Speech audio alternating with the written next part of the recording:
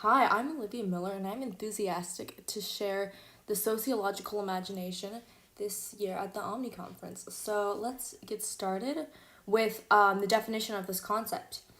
So, this is the ability to see the impact of social forces on an individual's public and private lives.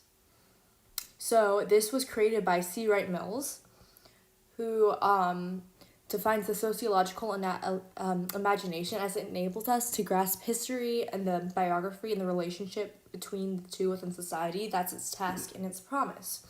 So it considers differences between class, power, status, things that separate groups of people. And neither the life of an individual nor the history of a society can be understood without understanding both. Think about that. The life of the individual and the history of the society. Draw the connections between the two. What are its overlap? And then we could grasp a better understanding of things around it as well as itself. It focuses on systems rather than individual issues. Rather than focusing on a personal thing going on someone's private life, it takes a look at the systems and analyzes what causes people to make that decision, or what causes the masses to make decisions. So the Sociological Imagination is a book by C. Wright Mills where he details this concept, and he really just develops this idea and the relationship between the self, society, and this is how it's understood. And it was published in 1959. So it's very interesting. You could get the book on Amazon right here. So yeah, you could check that out. But yeah, moving on to troubles versus issues. So you gotta know the difference between the trouble versus an issue, a personal trouble versus a public social issue. Personal trouble goes on in someone's life, it affects them, and a public social issue affects many people in the community, the masses, the county, the country, and you gotta see how these issues affect individuals residing within the system. How do the personal troubles, the public social issues, how does it affect people?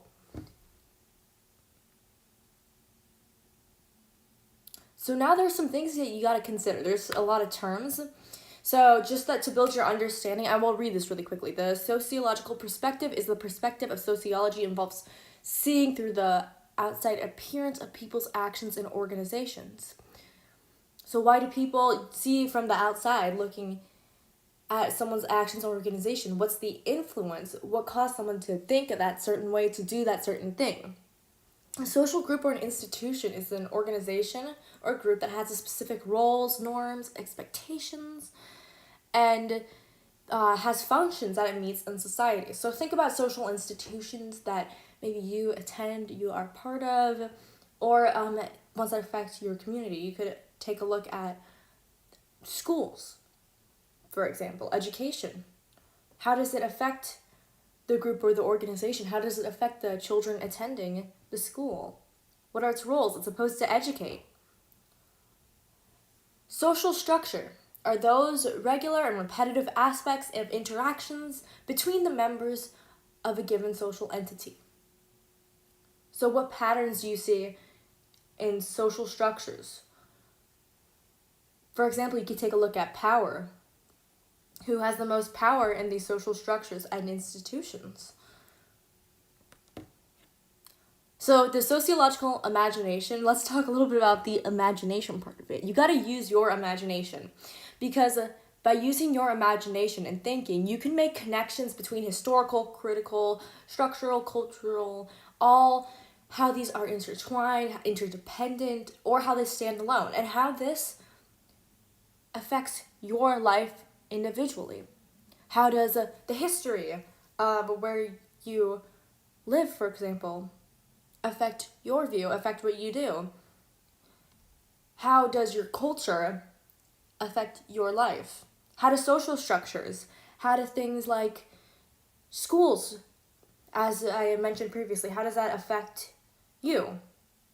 So there's more of this kind of thinking that we could apply. So that's an introduction really to the concept, to understanding how it affects and about the sociological imagination. So we'll move on to its uses now that you have a better understanding, because it really is something that's for everyone. You could use it in your personal life, for personal decisions. You could use it to find, if you're thinking about a social issue, if you want to find a solution to a social issue, then apply it on that larger scale to find the solution.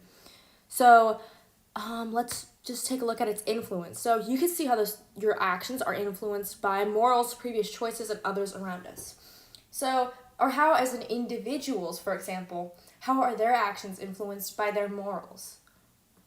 How are their actions influenced by previous choices? If they've done something before, will they do it again? How did it work in the past? And do they want to continue that? Also, others around them. So are they being pressured to make a decision by others? Do they want to make the decision, or is it going to make someone proud? Is it going to satisfy someone's expectations? These all influence actions and choices.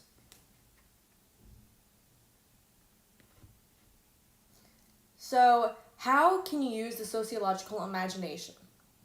So this is a list I found. So it's about avoiding existing procedures. So what are things in society that exist already? And just don't look at that. Don't look at things that are already set. And be clear and concise. Be unbiased and think exactly problem solution. Observe macro and micro. How does a certain system change, for example, affect the large scale versus an individual? You could do this with law and policy. How does one law affect the state versus the county versus a person versus a business owner? Observing social structures is observing what's already set in place. How does this form? How does this shape?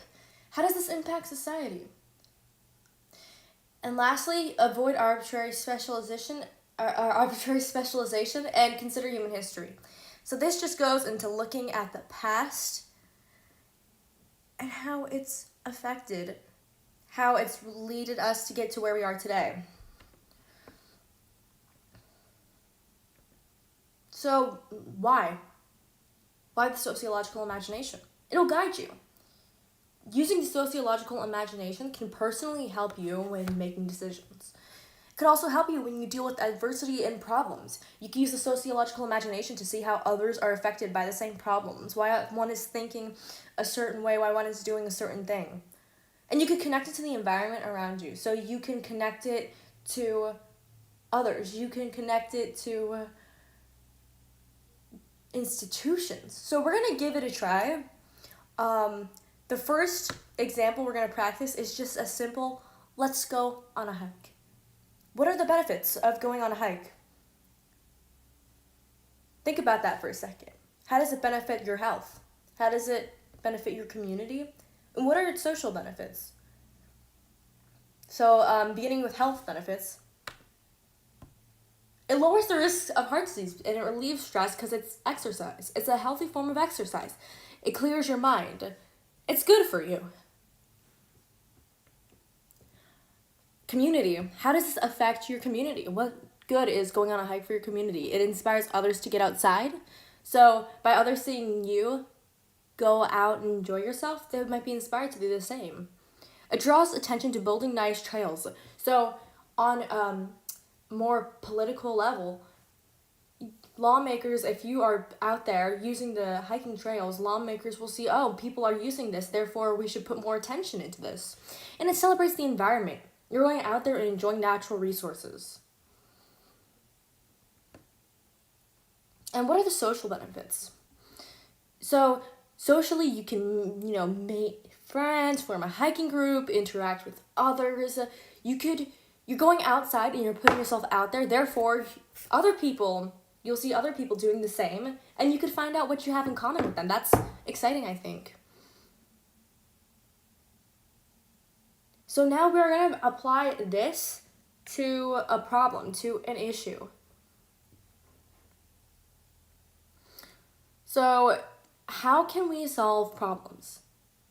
So the example I'm going to use is smoking. So I want you to think, is this a personal trouble, or a public issue? Is smoking cigarette addiction, is that something we see that's happening on many people worldwide have this addiction. So is it a public issue? But it's a personal problem that people face. So is it a personal trouble? That's what you have to ask yourself when going over this adversity in society. So what do you view cigarette addiction as? Is it something personal? Is it public? So when I was considering this myself, I considered celebrations, work break, or social events where people will smoke. So is someone consciously choosing to smoke when they smoke? Or is it because they're addicted and they just feel the need to have a cigarette and they feel the need, their brain relies on it? Is that why they're smoking? And if they're from a family of smokers and they've always had that influence throughout their life, so they're gonna go and they're gonna do the same. And how is this gonna affect them? Is it really their fault? But they're addicted to the nicotine. So if they wanna stop, it's not easy to just quit. And they're influenced by others around them. There's social acceptance. There's a level of pressure to adapt this behavior. So how is this really affecting all of the people that smoke? Is it something that we all know it's something that many people deal with, but is it something that we should address on a public issue? Or is it something that's a personal trouble and that's in someone's personal life? What are we supposed to do? What are some solutions? So now we could go back and we could use some steps of the sociological imagination, such as these steps to think about it.